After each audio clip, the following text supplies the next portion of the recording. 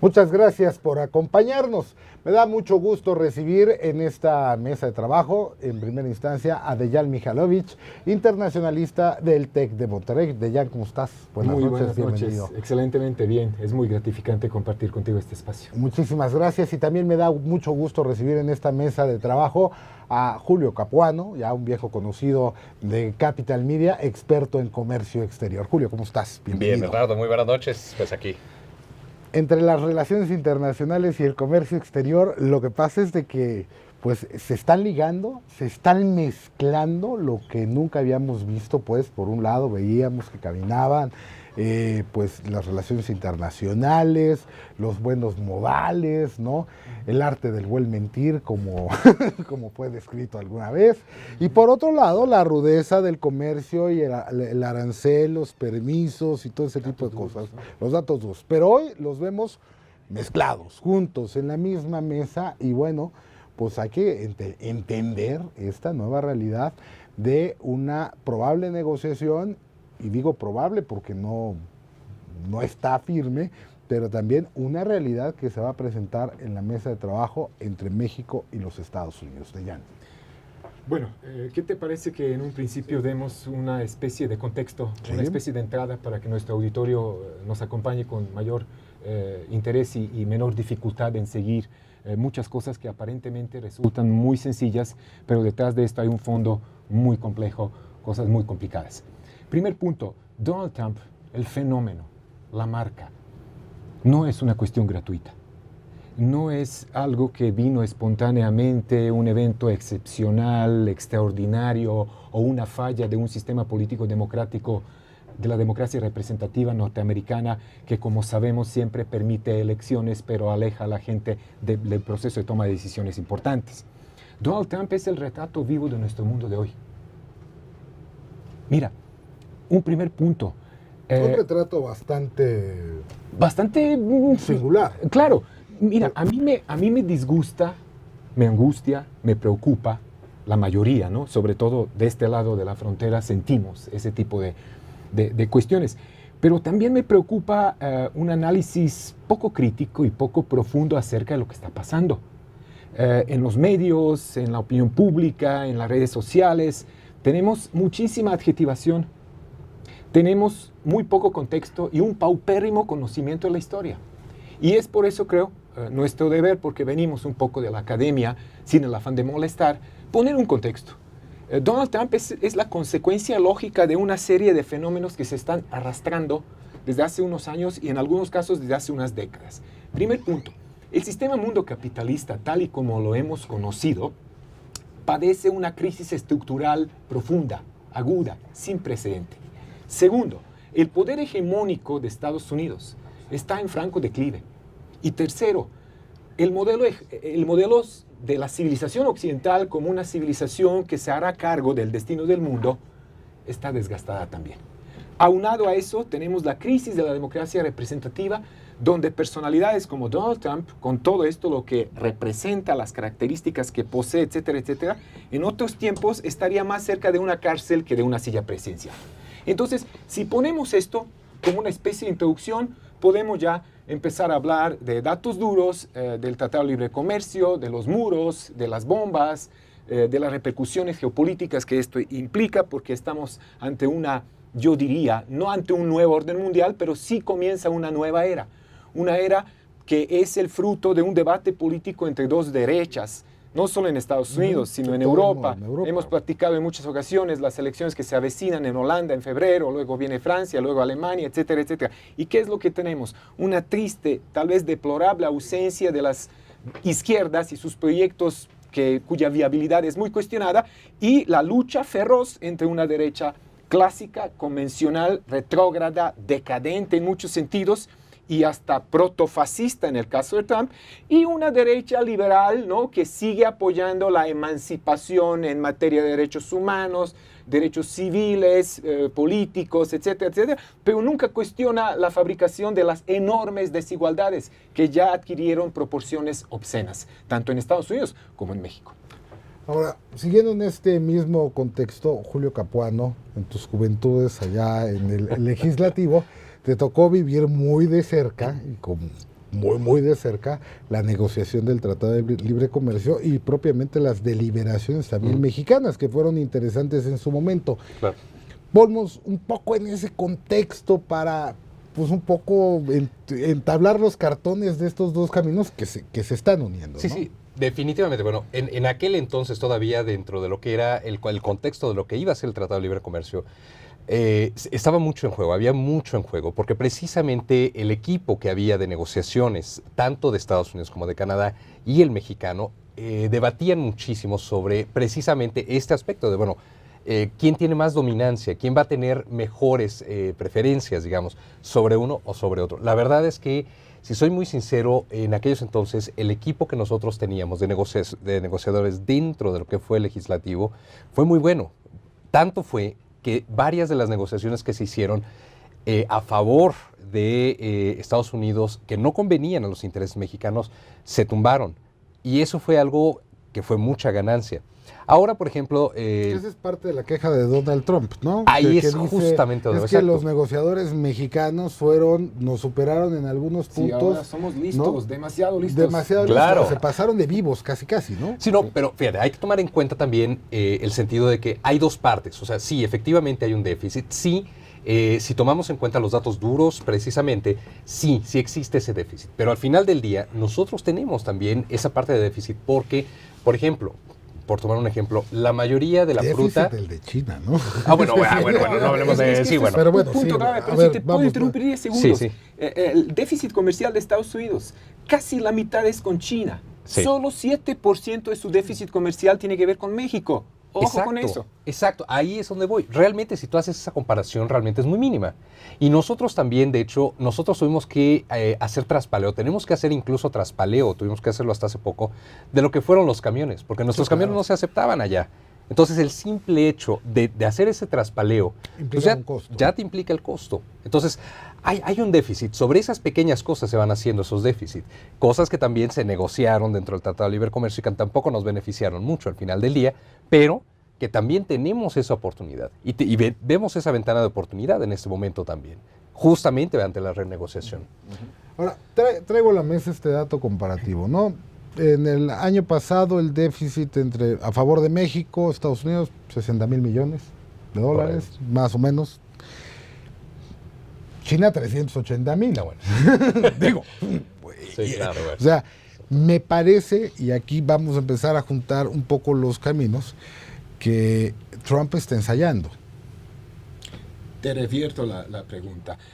Al parecer hoy la causa del declive del poder hegemónico de Estados Unidos es un México país de primer mundo o es China, BRICS y toda esta nueva reconfiguración de los poderes globales, geopolíticamente hablando, en materia de finanzas, economía en general, etcétera, etcétera. Ahora bien, no hace mucho tiempo, son 23 años, ¿cierto, Julio? Sí. En los años 90, en una mesa como esta, de 10 palabras, 5 eran globalización, la panacea, ¿no? La economía abierta, el Tratado de Libre Comercio como camino seguro al crecimiento, el crecimiento como garantía para el desarrollo.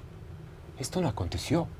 Hay gente que se benefició enormemente de los dos lados de la frontera con el Tratado de Libre Comercio. Claro. Ahora, ¿qué pasó con ese tratado que de repente, de un día para otro, con la llegada de una propuesta política con toda esa parafernalia derechista, neopopulista y protofascista, de repente cuestiona un proceso de 25 años o de 30 años, ¿no? Entonces, vamos a ver aquí, hay un trasfondo ideológico muy fuerte. Revisar qué es lo que está pasando y cómo hemos llegado aquí donde estamos ahora. A mí no me cabe ninguna duda que tenemos que echar de nuevo un vistazo a muchísimos apartados del tratado. Si lo quieren revisar ellos, nosotros también lo vamos a revisar, pero lo vamos a revisar también punto por punto. Había temas que no estaban en la mesa ni en la agenda. La migración. Energía. Energía, ¿no? Telecomunicaciones. Ahora tenemos una industria minera completamente sumida en la actividad extractivista con consecuencias nefastas tanto en la materia laboral como en ambiental, ecológica. Claro. Tenemos, o sea, el artículo 27 y las reformas del artículo 27 en la época de Salinas de Gortari fueron antesala para poder negociar un tratado. Claro, ¿y qué implicó esto? Desbaratar los planes de propiedades comunales de los ejidos y del campo, etcétera, etcétera. Entonces, no hay que ser muy meticuloso y peinar algunos datos y muy conocedor para decir que el sector más sufrido por el Tratado de Libre Comercio fue el campo. Claro, ahora fíjate, hay algo muy interesante y yo quiero retomar lo que decía justamente Dejan, que es el hecho de que Donald Trump es un presidente que viene precisamente del extracto, que es fruto, digamos, del mismo, es producto del mismo Estados Unidos. El presidente Trump es empresario, o sea, y hay que empezar como con esa mentalidad, ¿no? Porque el problema que nosotros hemos visto ahorita es que se está tratando de jugar ajedrez y dominó al mismo tiempo. Él está jugando un juego, nosotros y el resto del mundo otra. No hay una clara definición porque no se entiende eso. Dominó.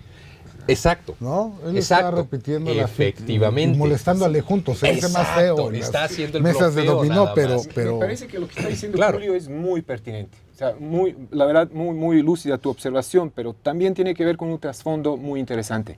O sea, hoy por hoy tenemos cada vez más gente del gran negocio ocupando lugares en la política y cargos públicos muy importantes.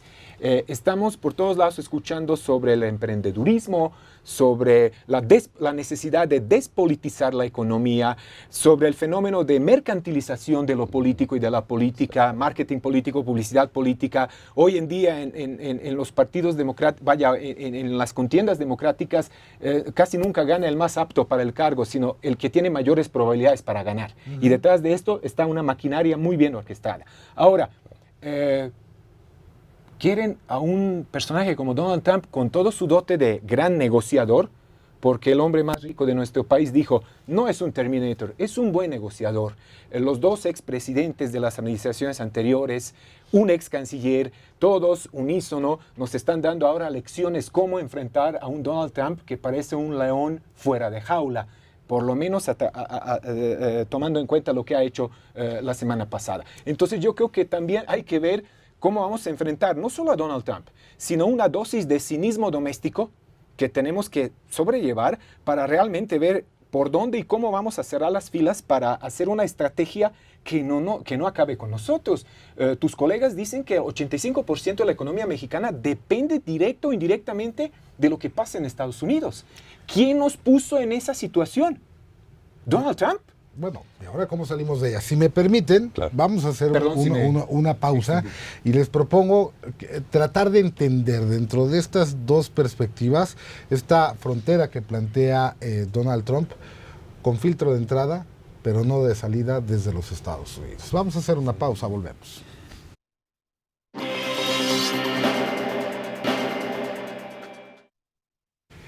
Gracias por continuar con nosotros aquí en Capital a Debate. Estamos platicando con Dejan Mihailovic y con Julio Capuano. Y decíamos antes del corte, Donald Trump quiere una frontera con filtros de entrada, pero sin filtros de salida. Y eso es lo que está planteando. Pero también está planteando, quiere una relación con los países, una relación diplomática, donde se apoye incondicionalmente lo que él dice y bajo la premisa de estás conmigo o estás contra mí.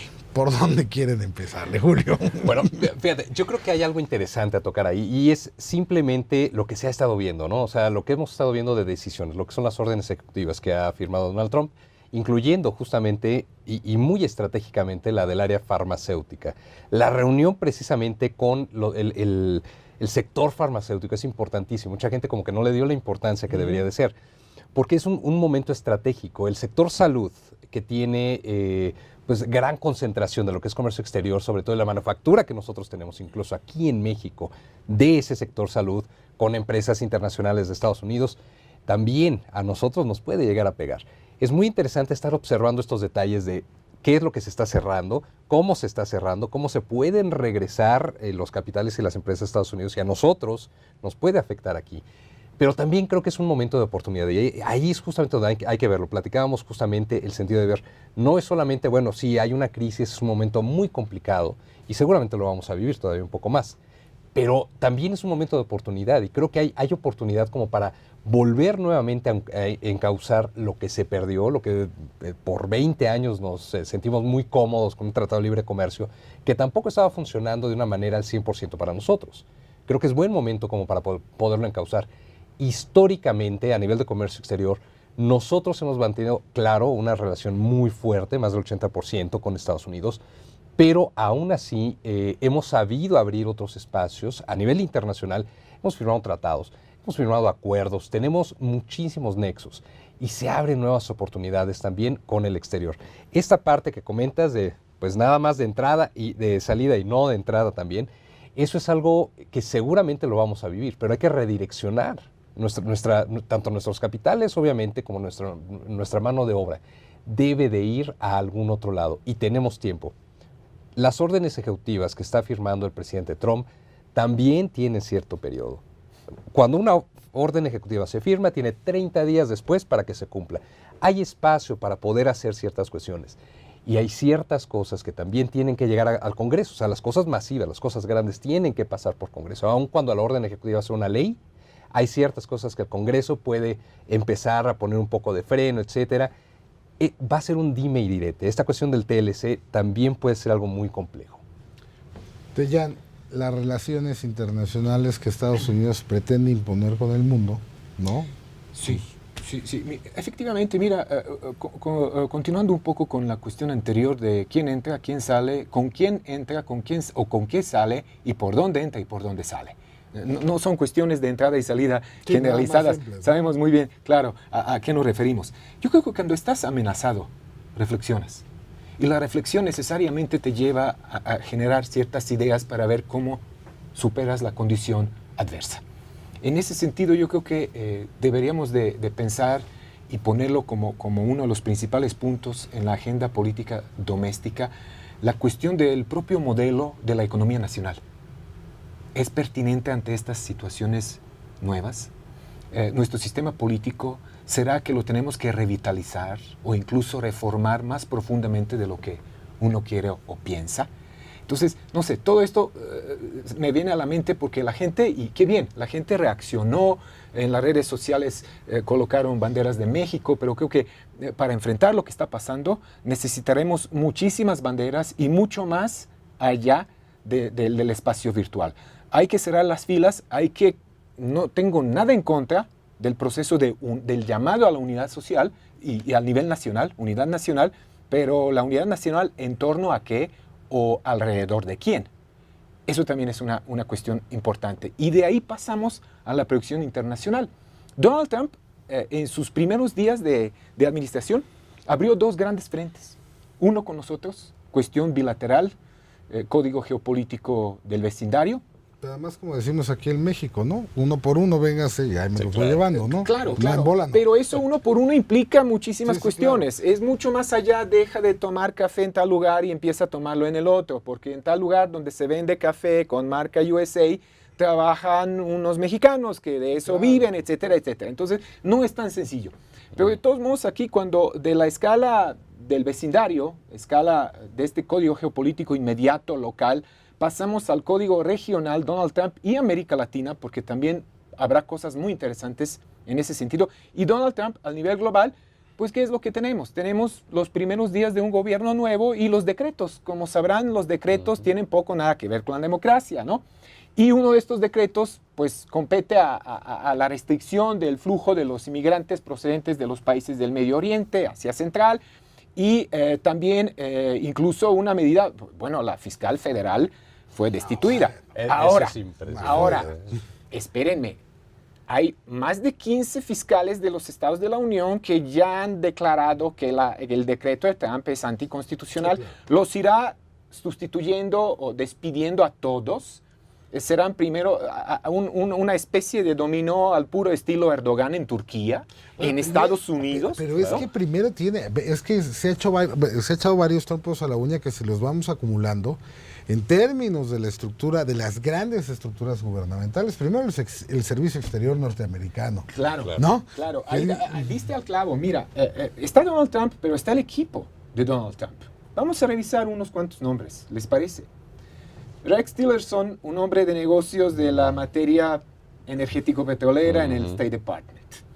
James Mattis, con un apodo un tanto incómodo, el perro rabioso del historial, ¿no? En la Secretaría de Defensa, ¿no? Michael Flynn en asesoría de seguridad, asesor de seguridad. Pompeo en CIA, ¿no? De repente ves gente que dices, bueno, ¿Fue un mensaje anti-establishment de la campaña o ya ahora tenemos un establishment, como diría un filósofo contemporáneo norteamericano, que sigue esa idea de mano dura, neoliberalismo con esteroides? O sea, Sí, claro. elevado, ¿no? Sí, entonces, mucho más. ¿y qué es lo que tienes? Ahora de repente tienes un decreto, se prohíbe el flujo. Pragmatismo como Pero empresarial. pero yo lo leí de otra manera, Bernardo. No solo es, ahí están los 7 países de la mayoría musulmana que son sembradíos de potenciales actos del terrorismo y vamos contra ellos, ¿no? Restricciones. Vamos a revisar los países uno por uno del oeste al este, ¿les parece? Libia, machacado el país después de la era post-Gaddafi con una intervención de la OTAN y directa militar con Estados Unidos a la cabeza. Sudán, no bombardeado directamente, pero también una relación muy conflictiva y complicada. Somalia, Yemen, Siria, Irak e Irán. Es un mensaje claro de Donald Trump al mundo. Ahí voy.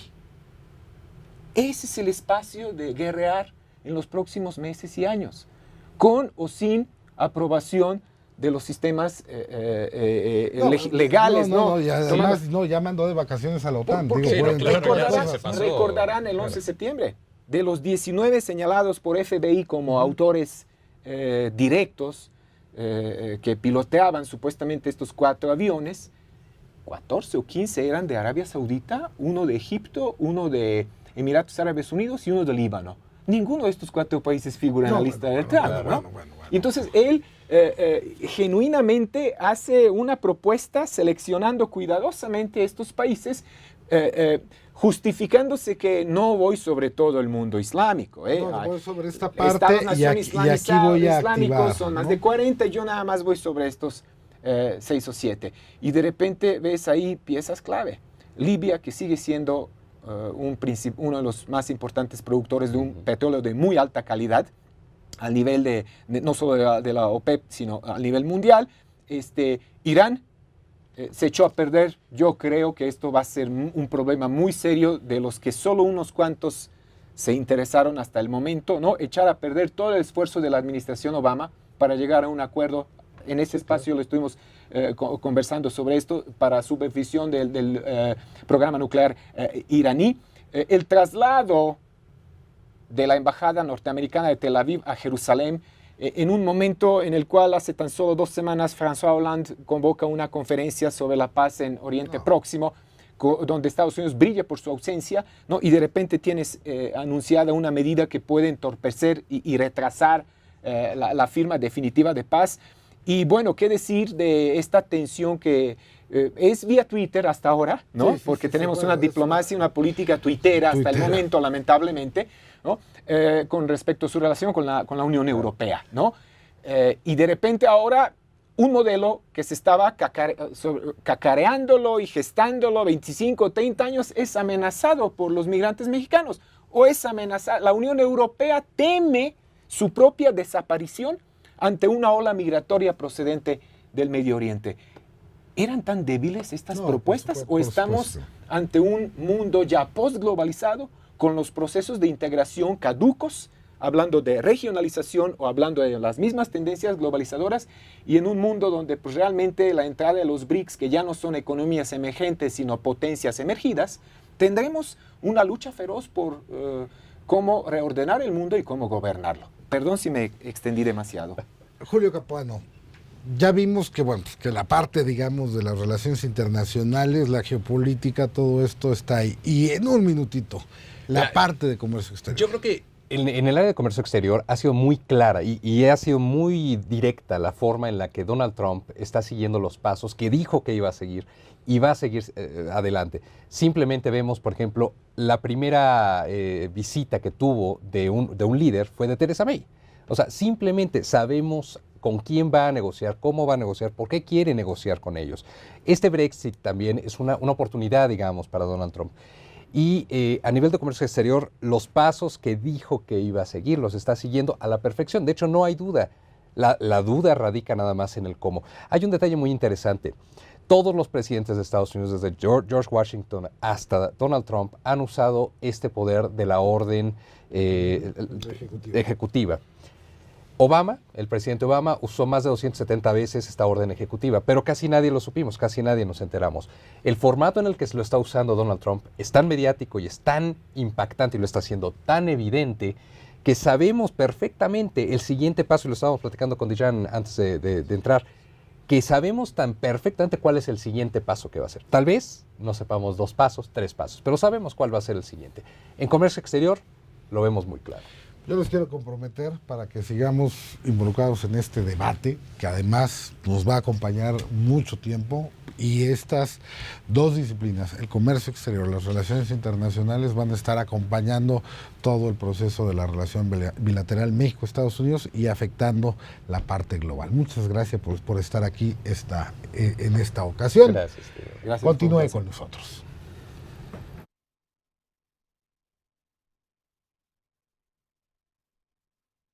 Efficiency and I think a lot of additional Noticias todo el tiempo.